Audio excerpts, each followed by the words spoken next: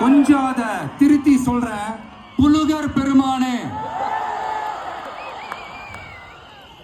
அது இன்னும் பொருத்தமா இருக்கும். அவருடைய அண்ட புழுகு, ஆகாச புழுகு என்ன தெரியுமா?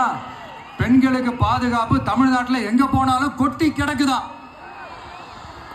அப்படி அது உண்மைனா அண்ணா யூனிவர்சிட்டி அந்த பொண்ணுக்கு ஏன் சார் அப்படி ஒரு கொடுமை நடந்துச்சு? கோவை கல்லூரி பெண்ணுக்கு ஏன் சார் அப்படி ஒரு கொடுமை நடந்துச்சு? பெண் குழந்தைகள் பாதிக்கப்படுறதா கிட்டத்தட்ட 1000க்கும் மேலான போக்சோ கேசுகள் ஏன் சார் பதிவானுச்சு? போதைப் பொருள் கலாச்சாரம் கண்ட்ரோலே இல்லாம அது பாட்டுக்கு தாறுமாற எங்கேயோ போய்கிட்டு இருக்கு. வயலன்ஸ் எல்லாம் தலைவிரிச்சு ஆடுது. அதுக்கு ஒரு ரீசெண்ட் எக்ஸாம்பிள், அந்த ரயில்வே ஸ்டேஷன்ல அந்த சிறுவர்கள் எல்லாரும் சேர்ந்து செஞ்ச அந்த சம்பவம். சட்டம் ஒழுங்கு சரியா இருந்தா ஏன் சார் இப்படி எல்லாம் நடக்குது?